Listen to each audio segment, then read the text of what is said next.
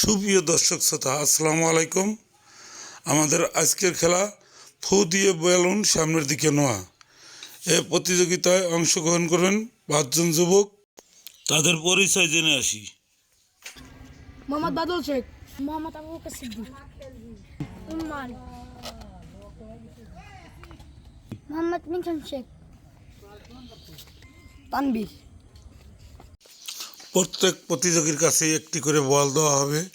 তার সামনে রেখে ফু পারে সামনের দিক এগিয়ে নিতে হবে। যে আগে নিতে পারবে সে আজকের বিজয়ী।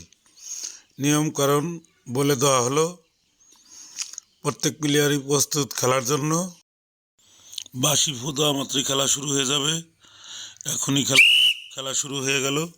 দেখা যাক, বাদল আর তানবীর এগিয়ে রয়েছে। তানবীরই প্রথম হয়েছে আজকের খেলায়। হ্যাঁ, তানবীরই প্রথম।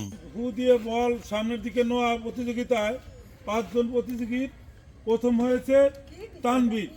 তানবীরের হাতে পুরস্কার তুলে দিচ্ছেন অসি। তানবীরকে ধন্যবাদ। গুড।